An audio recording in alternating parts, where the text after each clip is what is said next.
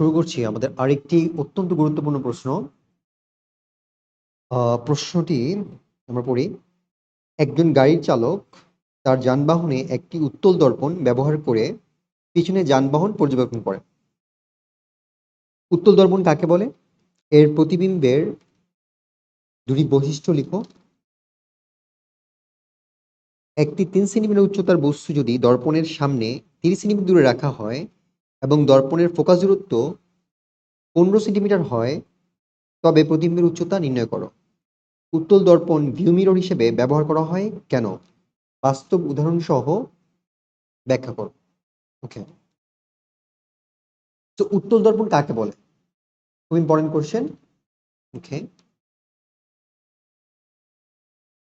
আমরা জানি দর্পণ সাধারণত দুই রকম হয়। একটা হচ্ছে কি সমতল দর্পণ, একটা হচ্ছে কি সমতল দর্পণ। যে দর্পণটা কি ফ্ল্যাট ফ্ল্যাট দর্পণকে আমরা কি বলি? সমতল দর্পণ। ওকে, আর আরেকটা দর্পণ হচ্ছে কি বৃত্তাকার দর্পণ। বৃত্তাকার বা গোলীয় দর্পণ দুই রকম হয়। এটা হচ্ছে অবতল, আর এটা হচ্ছে কি উত্তল। এটা হচ্ছে কি উত্তল দর্পণ। উত্তল দর্পণ, Fine. এটা আমরা চেহারা থেকে বুঝতে পারতেছি। যেটা ভেতরের দিকে থাকে সেটা হচ্ছে কি অবতল, আর যেটা বাইরের দিকে বের হয়ে থাকে সেটা হচ্ছে কি উত্তল দর্পণ। এটা আমরা জাস্ট আমাদের অভিজ্ঞতা থেকে এভাবে বলতে পারতেছি। বাট আসলে সংজ্ঞাটা কি দিব আমরা? আচ্ছা, আমরা তাহলে তিনটা দর্পণেরই একটা সংজ্ঞা শিখে ফেলি। আহ, কোনো একটা দর্পণে যদি সমান্তরাল আলোকরশ্মি এসে পড়ে, সমান্তরাল আলো এসে পড়ে, তাহলে সেই আলোগুলো যদি সমান্তরালি চলে যায়, তাহলে সেটা হচ্ছে কি? সেটা হচ্ছে সমতল দর্পণ। ক্লিয়ার? সমান্তরালে যদি আলো এসে পড়ে কোনো দর্পণে এবং সমান্তরালে চলে যায়, তাহলে সেটা কি দর্পণ? সেটা হচ্ছে সমতল দর্পণ। আচ্ছা, এরপর হচ্ছে অবতল দর্পণ। অবতল দর্পণ কোনটা? অবতল দর্পণ হচ্ছে যদি কোনো একটা দর্পণে আলোক রশ্মি সমান্তরালে এসে পড়লো, সমান্তরালে এসে পড়ার পরে সে একটা বিন্দুতে এসে মিলিত হলো। একটা বিন্দুতে এসে কি হবে? মিলিত হবে। যদি এরকম হয়, তাহলে তাকে আমরা বলবো কি? অবতল দর্পণ। তাহলে কি হবে? সমান্তরালে এসে তারা কাছাকাছি চলে আসবে, কাছাকাছি এসে একটা বিন্দুতে মিলে যাবে। তো সেটা হবে কি? সেটার নাম হবে অবতল দর্পণ। তাহলে এটাকে বলা হয় অবতল দর্পণ। আর এই যে বিহেভিয়ারটা, এটাকে বলা হয় অভিসারী। কি বলা হয়?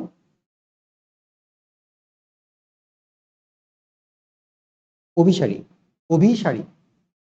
আচ্ছা, তাহলে আমরা সমতল দর্পণটা শিখলাম, অবতল দর্পণটা শিখলাম। এখন উত্তল দর্পণটা কি, যেটা আমাদের কোশ্চেন, উত্তল দর্পণ কাকে বলে?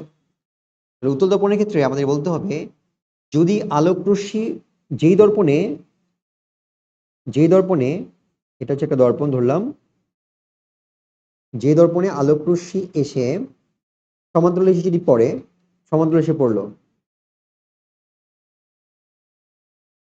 সমান্তরালে এসে পড়ার পর এটা ছড়িয়ে যায়, বাস্তবে মিলিত হয় না।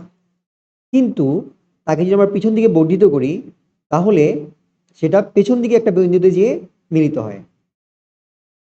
তাকে আমরা কি বলি? তাকে আমরা বলি উত্তল দর্পণ। তো এই যে ঘটনাটা, যে আলোটা ছড়ায় যাওয়া, আলোটা কি হচ্ছে? মিলিত হচ্ছে না, ছড়িয়ে যাচ্ছে। এই ছড়িয়ে যাওয়াকে বলা হয় অপসারী। কি বলা হয়? অপসারী। এই শব্দটা আমাদের শিখতে হবে, অপসারী। অপসারী। তাহলে একটা হচ্ছে কি অপসারী, এটা হচ্ছে কি উত্তল দর্পণ হচ্ছে অপসারী। অপসারী। আর অবতল দর্পণ কি? অভিসারী। অভিসারী। তাহলে আলো যদি সমান্তরালভাবে এসে পড়ার পরে অপসারী হয়ে যায়, তাহলে সেটা হচ্ছে কি? সেটা হচ্ছে উত্তল। সমান্তরালভাবে এসে ছড়ায় যাবে, এসে পড়ার পরে কি হয়ে যাবে? ছড়ায় যাবে। ছড়ায় যাওয়াটাকে কি বলা হয়? অপসারী। তাহলে যে দর্পণ থেকে আলো ছড়িয়ে যায় সেটা হচ্ছে কি? উত্তল দর্পণ। সেটার নাম কি? উত্তল দর্পণ। কি দর্পণ? উত্তল। আর যদি আলো সমান্তরালে এসে পড়ে সমান্তরালে চলে যায়, তাহলে সেটা হচ্ছে কি? সেটা হচ্ছে সমতল দর্পণ। সেটা হচ্ছে কি? সমতল। আর যদি আলো সমান্তরালে এসে পড়ে, তারপর কি হয়ে যাবে? অভিসারী হয়ে যায়, মানে একটা বিন্দুতে মিলে যায়, কাছাকাছি চলে আসে, তাহলে সেটা হচ্ছে কি? অভিসারী। এবং সেটাকে বলা হয় অবতল দর্পণ।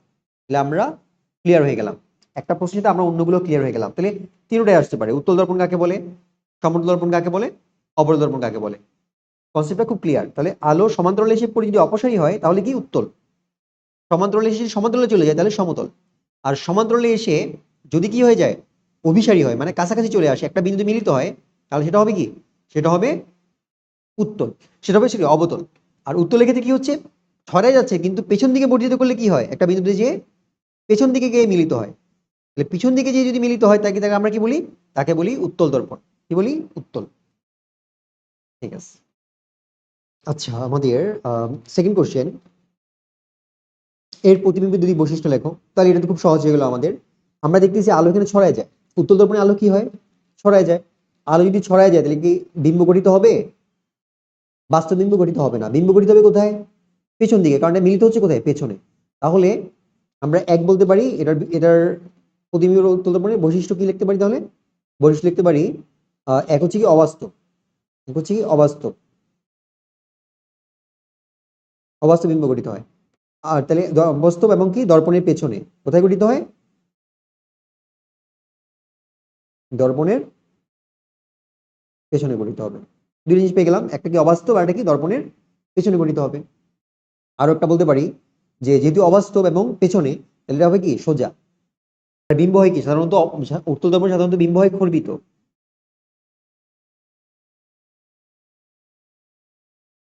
সাধারণত খর্বিত বিম্ব গঠিত হয়, ছোট দেখা যায়, উত্তল দর্পণে কি দেখা যায় ছোট দেখা যায়। আচ্ছা, এখন আমরা কোশ্চেনে চলে যাই, 3 নম্বর কোশ্চেন। একটি 3 সেমি উচ্চতার বস্তু যদি দর্পণের সামনে 30 সেমি দূরে রাখা হয়, কি করা হচ্ছে, একটা 3 সেন্টিমিটার উচ্চতার বস্তু দর্পণ দেখ যদি দর্পণের সামনে, কোন দর্পণ, ওই যে আমাদের দেখো এখানে ফোকাস দূরত্ব দেওয়া আছে কি মাইনাস, ফোকাস দূরত্ব মাইনাস থাকলে বুঝবে এটা কি উত্তল দর্পণ, কারণ উত্তল দর্পণ কি মিলিত হয় পেছনে, আর পেছনে হইলে মাইনাস, তাহলে ফোকাস দূরত্ব যদি মাইনাস দেওয়া থাকে বুঝে নিব কি দর্পণ, উত্তল দর্পণ। তাহলে এটা একটা উত্তল দর্পণ হবে, উত্তল দর্পণ, এটার ফোকাস সামনে হবে না, ফোকাস কোথায় হবে পিছনে, দর্পণটা হচ্ছে এটা, ফোকাস বলে দিলাম কত -15 ধরলাম, এটা হচ্ছে ফোকাস -15। ফাইন, দর্পণের সামনে 30 সেন্টিমিটার দূরে রাখা হলো, কত দূরত্বে, 30 সেন্টিমিটার দূরত্বে রাখা হলো একটা বস্তুকে। তাহলে 30 সেন্টিমিটার দূরে যদি একটা বস্তুকে রাখা হয় তাহলে ইউ কত, ইউ হচ্ছে দর্পণ সূত্র থেকে আমরা ইউ কত পাইলাম, ইউ পাইলাম 30 সেন্টিমিটার। ওকে, আর ফোকাস এফ, এফ কত, ফোকাস এফ হচ্ছে -15, এফ কত -15 সেন্টিমিটার। তাহলে 3 সেন্টিমিটার, বস্তুটা কত সাইজ 3 সেন্টিমিটার। তাহলে কি বের করতে বলা হচ্ছে, বের করতে বলা হচ্ছে প্রতিবিম্বের উচ্চতা, তাহলে এটাকে যে প্রতিবিম্ব তৈরি হবে সেটার উচ্চতা কত হবে।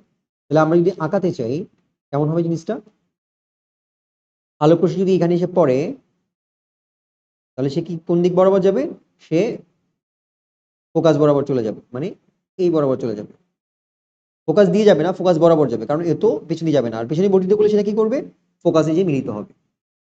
আচ্ছা, আর তোকে যদি আমরা সেন্টার বরাবর সেন্ড করি, আলো যদি সেন্টার বরাবর যায় তাহলে কি সেই বরাবর চলে যাবে, আলো যদি সেন্টার বরাবর যায়, সেন্টার ঠিক না, আলো যদি সেন্টার বরাবর যায় তাহলে সেন্টার দিয়ে চলে যাবে, সেম পথ দিয়ে চলে যাবে, মানে এক পথ এই পথ দিয়ে আসবে আবার ওই পথ দিয়ে চলে যাবে। ঠিক আছে, তাহলে আমার বিম্ব কোথায় গঠিত হচ্ছে, বিম্ব গঠিত হচ্ছে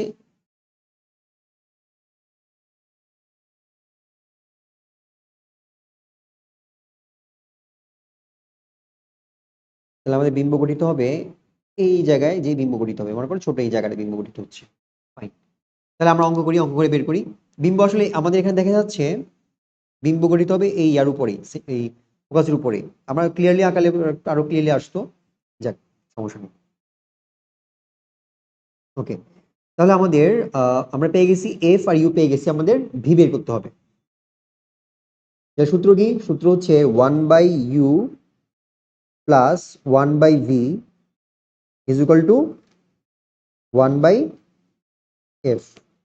তাহলে আমাদের এফ আছে ইউ আছে, ভি বের করতে হবে, তাহলে 1/v is equal two 1/f minus 1/u। তাহলে 1/f কত, 1/f মানে হচ্ছে 1/, -15, আর ইউ কত দেওয়া আছে? ইউ দেওয়া আছে 30, 1/30। তাহলে কত বের হচ্ছে আমাদের? মাইনাসটাকে উপরে পাঠাই দিই, তাহলে -1/15 -1/30। তাহলে এখানে পাচ্ছি কত? 30 -2 -1, তাহলে -3/30। 3 কাটা 10, কত বের হলো? -10।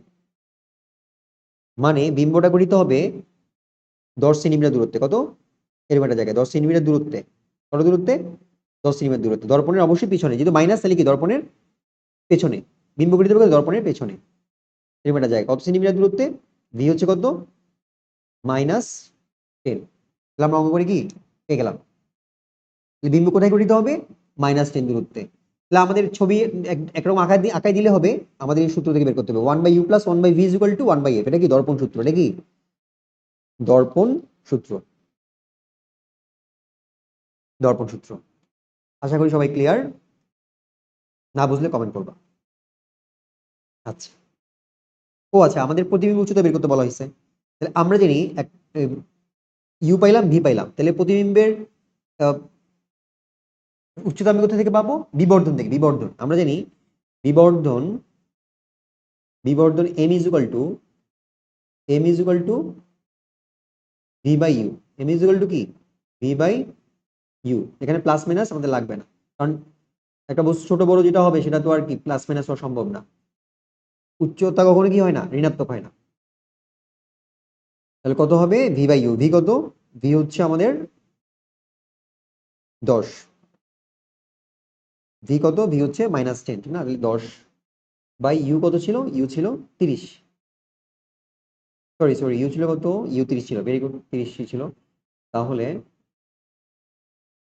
বিবর্ধন হচ্ছে 1/3। ওকে, তাহলে আমাদের বস্তুটা আগে সাইজ যদি 3 হয়, এখন কত হবে সেটা?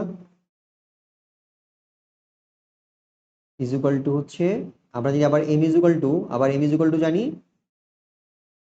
আগের যা ছিল সেটা l prime divide by l। L হচ্ছে কি? এল হচ্ছে বস্তুর দৈর্ঘ্য, আর এল প্রাইম হচ্ছে প্রতিবিম্বের দৈর্ঘ্য। তাহলে বস্তুর দৈর্ঘ্য দেওয়া আছে কত? 3 সেন্টিমিটার। তাহলে সেখান থেকে আমরা প্রতিবিম্ব বের করবো। তাহলে এল প্রাইম কত হবে? ml। তাহলে এম কত? এম হচ্ছে 1/3, আর এল হচ্ছে কত? 3। তাহলে 3 3 কাটা, তাহলে কত থাকবে? 1। তাহলে এটাই হচ্ছে আমাদের অ্যান্সার। প্রতিবিম্বের উচ্চতা কত হবে? 1 সেন্টিমিটার। প্রতিবিম্বের উচ্চতা কত হবে? 1 সেন্টিমিটার। 1 সেন্টিমিটার, এটাই আমাদের অ্যান্সার। সূত্রগুলো কি কি আমি আরেকবার দেখাই।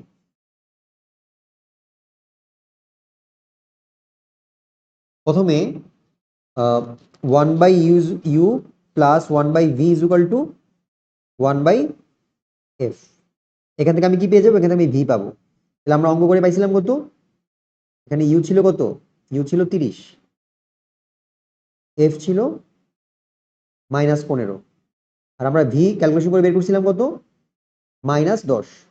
আচ্ছা, এটাও ছিল দর্পণ সূত্র থেকে আমরা ভি পাইলাম।